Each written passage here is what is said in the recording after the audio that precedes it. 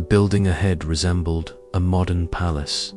Glass walls stretching skyward, polished marble steps leading to a grand entrance framed by slender columns. The world outside seemed to dissolve as the car came to a stop. The distant hum of the city swallowed by the manicured silence of the estate. She adjusted the strap of her leather bag on her shoulder, smoothing the crease in her tailored beige trenchcoat. Her fingers trembled just slightly, a telltale sign she fought to suppress. Today was the beginning of something dangerous, and every instinct screamed caution. Claire took a deep breath, the scent of freshly cut grass mingling with the faint aroma of jasmine that floated on the warm breeze. At the door, Marcus awaited, the concierge's tailored black suit impeccable, his smile practiced but genuine enough to disarm. "Ms. Bennett, welcome to Verdant Haven. We've been expecting you."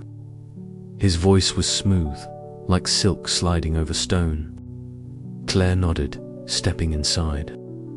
The lobby was a study in opulence, polished dark wood panels, a crystal chandelier dripping like frozen water from the ceiling, and plush velvet chairs arranged around low tables. The air was thick with the scent of sandalwood candles and the faint murmur of restrained conversations. It was a cage dressed in velvet, she thought, beautiful yet confining. Claire's gaze swept the room, noting the clientele. A man in his 50s with a silver beard chatted quietly with a younger woman whose manicured nails betrayed nervous energy. Across the room, a group of women laughed softly, their designer clothes and flawless makeup at odds with the vulnerability that addiction supposedly brought. Here, addiction was another currency, a subtle badge worn beneath silk. "Let me show you to your room," Marcus said, gesturing down a hallway lined with abstract paintings that seemed to watch her as she passed. Her room was spacious, furnished in muted tones, with a balcony overlooking the grounds. She set down her bag and stared out at the perfectly trimmed hedges and the distant glint of a swimming pool. This place was a fortress, and she was an intruder. Later, Claire met Dr. Evelyn Hart in her sunlit office, where sunlight poured through sheer curtains, casting long shadows across the polished oak desk. Dr. Hart's eyes were sharp, scanning Claire with the precision of a surgeon. "Tell me about your addiction, Claire. What brought you here?" she asked, voice calm yet probing. Claire's practiced smile was steady. "It's been a struggle with prescription painkillers. I've been hiding it for years." She watched for any flicker of disbelief. Dr. Hart nodded thoughtfully. "Verdant Haven is a place for healing, but it's also a place where the truth is hard to face." Their eyes locked, and Claire felt the first real chill since arriving. This woman saw more than she said. In the corridors, Claire caught sight of a woman with piercing green eyes and silk-wrapped hair watching her from the shadows. The woman's gaze was unreadable, but the intensity sent a shiver down Claire's spine. Was it a warning, a challenge, or merely curiosity? As evening fell, the Reham's facade of calm began to crack. Whispers floated through hallways, doors closed a little too quickly, and the controlled chaos beneath the silk smoothness became palpable. Claire understood. Here, trust was a currency far more precious than any designer handbag, and just as fleeting. Her mission was clear: find her sister. But in this labyrinth of secrets and power plays, every step forward risked exposing her own carefully constructed lie. And in a place where everyone hid something, the question was, who would be the first to unmask her? The night stretched long and silent, the shadows growing deeper. Somewhere within these walls, her sister's story waited to be uncovered, and Claire was ready to play the game, no matter the cost. She turned off the bedside lamp and stared into the dark, her mind racing with possibilities and dangers alike. Tomorrow, the real work would begin. The sunlight poured through the floor-to-ceiling windows, casting long, delicate shadows across the polished marble floor, making the space feel less clinical and more like a gilded cage. Every detail, the plush velvet chairs, the glint of crystal decanters filled with herbal tinctures, the faint scent of jasmine and sandalwood, was designed to lull the senses and veil the undercurrents of tension simmering beneath the surface. She adjusted the collar of her cashmere sweater and took a measured breath.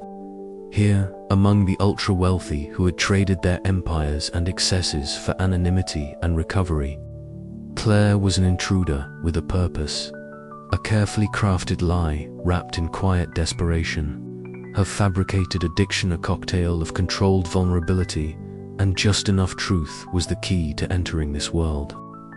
But as she looked closer, she saw that the luxury was no more than silken wallpaper hiding a complex web of power plays. Across the room, Claire's gaze settled on a man lounging with casual authority on a leather armchair. Luca Marconi. He was everything this place represented. Charisma veiled with menace, wealth wielded like a weapon, and a smile that promised both sanctuary and danger. His dark eyes flicked toward a woman approaching Nina Caldwell, a striking figure with fiery red hair and a confidence that bordered on aggression. Their exchange was a dance of polite words and cold calculations, smiles stretched thin over unspoken challenges. Claire's mind catalogued every nuance: the blink too long, the subtle lean away, the quickened pulse beneath controlled expressions. This was a battlefield disguised as a sanctuary. She drifted toward a quieter corner where a group therapy session was winding down. Dr. Evelyn Hart, the center's head psychiatrist, was her usual picture of clinical composure: immaculate white coat, sharp bob framing a face that rarely betrayed emotion. As patients filed out, Dr. Hart's eyes met Claire's briefly, a flicker of something unreadable passing between them. Later, alone in her room, Claire rehearsed her fabricated story, weaving details to withstand scrutiny. She remembered Mara, the senior nurse who moved silently through the corridors, like a ghost with watchful eyes. Mara's quiet presence was a reminder that every step here was observed, every word weighed. The evening brought Claire into the dimly lit hallway where hushed voices drifted from a doorway left ajar. Two patients exchanged whispered words, mentions of alliances and shifts in Power B4, dissolving into silence as Claire's shadow passed. Her heart quickened. This place thrived on secrets, and every secret was a thread in the tapestry she needed to unravel. Claire's nights were restless, filled with fragmented conversations and stolen glances. She learned to smile on cue, to laugh softly at the right moments, and to mask the questions burning behind her eyes. Each interaction was a calculated risk. One misstep could expose the fragile truth beneath her fabricated addiction. She began to map the social terrain. Luca's influence stretched like roots beneath the surface. Nina's sharp tongue and sharper mind carved her own domain, and Dr. Hart's clinical authority maintained the illusion of order. But Claire sensed fractious cracks in the polished facade where desperation and ambition collided. One afternoon, during a group activity designed to encourage trust, Claire observed a subtle power play. Nina, speaking with feigned openness, subtly undermined another patient's confidence, drawing a small but telling smirk from Luca. It was clear that alliances were fluid, loyalty non-existent.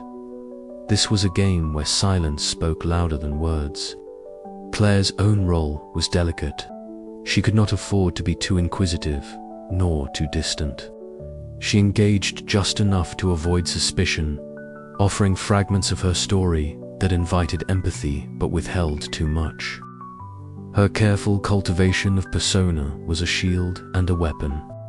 As days passed, the rehab center's veneer seemed thinner. the controlled chaos beneath more palpable. Claire understood that power here was currency, traded in whispered conversations, stolen secrets, and silent threats. And somewhere within this tapestry, her sister's shadow lingered hidden in the silken folds of deception. That night, as Claire lay awake, listening to the quiet hum of the facility, a single question pulsed through her mind. Who, in this web of silken facades, could she trust to help her unravel the truth? The answer felt as elusive as the sister she sought. The game had begun, and Claire was already learning the price of a misstep. The scent of jasmine and expensive cologne wove through the air, a perfumed mask that barely concealed the undercurrents of tension beneath the surface. Every footfall echoed like a secret waiting to be uncovered.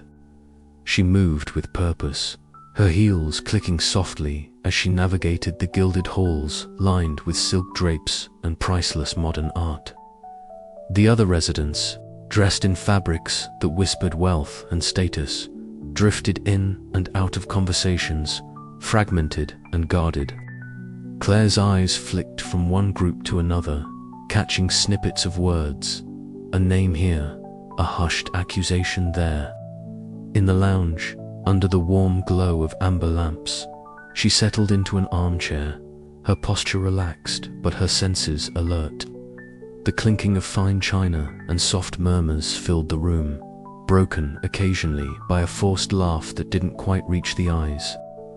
Claire's ears tuned into the fragments around her, piecing together the puzzle in whispered pieces. I heard she vanished after that last treatment session. No one talks about it openly, but the staff are tight-lipped. A woman's voice, low and almost conspiratorial, caught Claire's attention. Vanished. You mean like, disappeared? Another voice, edged with disbelief. Claire's heart quickened. The topic was her sister, whispered in shadows, wrapped in silk but stained with dread. Maintaining her facade was a constant battle. In therapy sessions, she played the part of the fragile addict, nodding along to Dr. Linton's probing questions while her mind mapped every detail she could gather. The sterile room smelled faintly of antiseptic and lavender, the air heavy with forced vulnerability. When it was her turn to speak, her voice trembled just enough to seem genuine, but her eyes remained sharp, observing every reaction. Outside the group, the social dynamics were a labyrinth of alliances and veiled threats. Jace, the magnetic yet dangerous patient, often held court in the lounges, his circle tight and guarded. Claire sensed his gaze on her more than once, assessing, calculating. One evening, as the sun dipped behind the manicured gardens, Claire found herself in a dimly lit corridor, the ornate wallpaper muted in the fading light. Mara approached silently, her presence sudden and unsettling. "You're looking for something," Mara murmured, her breath a whisper against Claire's ear. Claire's heart thumped, but she masked it with a measured nod. "Maybe. What do you know about my sister?" Mara's eyes glinted with something unreadable. "More than you think. But here, knowledge comes with a price." The warning hung between them like a blade. Claire swallowed, knowing every secret uncovered deepened the shadows she was stepping into.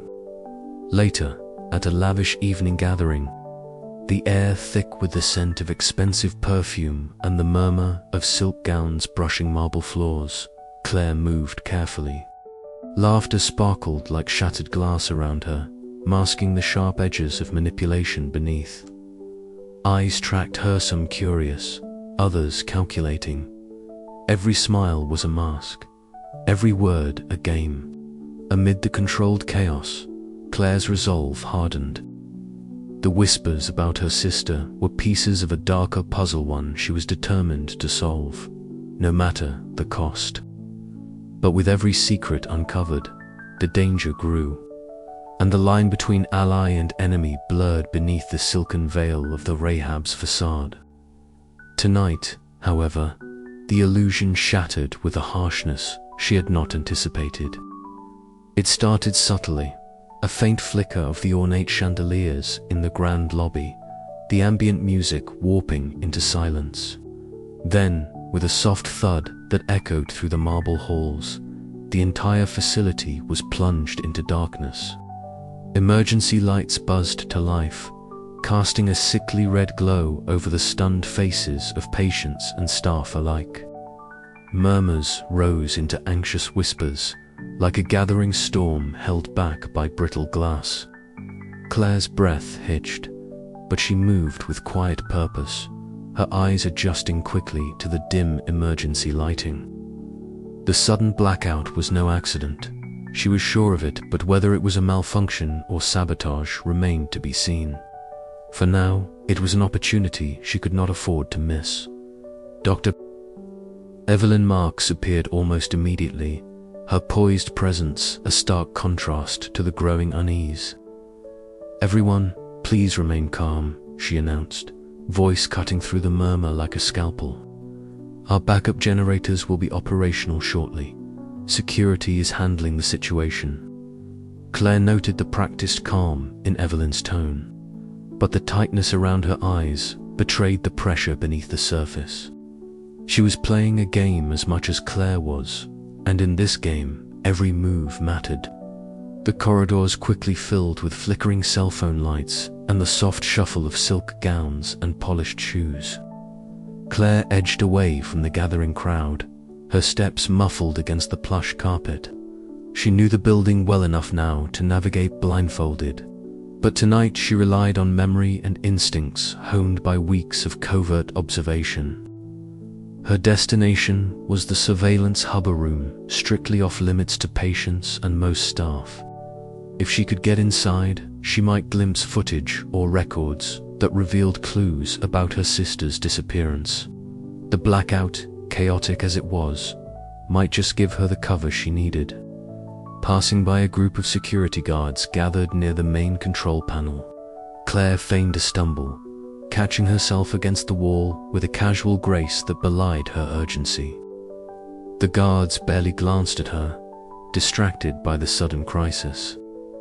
She slipped past, heart hammering as the low hum of emergency generators thrummed in the background. The hallway grew narrower and colder, the scent of expensive cologne replaced by a faint antiseptic temps. Ahead, the door to the surveillance room stood slightly ajar, surprising oversight given the rehab's usual strict protocols. Claire's pulse quickened. She slipped inside, the door clicking softly behind her. Inside, the room was a command center of monitors and blinking consoles. Walls lined with screens showing feeds from every corner of the facility. Most were dark or flickering due to the power failure, but one monitor displayed a live feed from the East Winger wing Claire had scarcely explored. Her eyes scanned the footage, searching for anything unusual. Then, a figure appeared on screen, someone moving quickly, trying to avoid the cameras. Claire's heart leaped. Could it be her sister? Before she could focus, footsteps approached. The door handle rattled, and a voice whispered urgently, "Get out." Claire ducked behind a console just as Lucas, the security chief, entered the room. His eyes narrowed, scanning the dimly lit space. "What are you doing here?" he demanded. Claire forced a calm smile. "I was looking for the restroom. The blackout threw me off." Lucas's gaze lingered, skepticism etched into his features. "Stay out of staff areas," he warned, his voice low but firm. She nodded, stepping back toward the door, her mind racing. The blackout was more than a simple malfunction. It was a crack in the rehab's polished veneer, a chance to uncover truths hidden behind locked doors and silken smiles.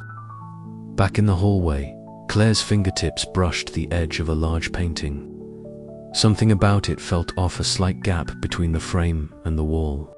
Her fingers traced the outline, and with a soft click, a hidden panel slid open, revealing a narrow passageway beyond. A rush of adrenaline surged through her veins. This was it, a secret passage that could lead deeper into the rehab's underbelly. The controlled chaos of the blackout had offered her a glimpse behind the curtain, but now the real risk began. Claire paused, listening to the distant shouts and the crackle of radios as staff scrambled to restore order. The luxury rehab was no longer just a sanctuary for the wealthy, it was a labyrinth of secrets, power struggles, and dangerous games. Steeling herself, Claire slipped through the passage, the weight of her mission pressing on her shoulders. Somewhere within these walls was the truth about her sister and, perhaps, the twisted heart of the rehab itself. Outside, the first flickers of restored power began to pierce the darkness. But Claire's path was lit now by something far more potent, desperate determination. As she disappeared into the shadows, the controlled chaos of the night was only just beginning. The night had pulled the rug from beneath the rehab's impeccable order, and Claire was ready to run with it. The interplay of light and shadow played tricks on her senses as she navigated the secret passage. The air thick with a mix of dust and the faint metallic scent that always accompanied hidden, forgotten spaces. Each step echoed softly against cold stone walls, a stark contrast to the plush luxury above. Somewhere ahead, faint mechanical noises hinted at the central systems running this fortress of secrets. Claire's mind raced. Every hidden corner she uncovered might hold the key to her sister's fate. The passage opened into a small chamber filled with racks of equipment and tangled wires, a nerve center of the rehab's surveillance infrastructure. Screens flickered to life as emergency power surged, displaying grainy images from cameras scattered throughout the building.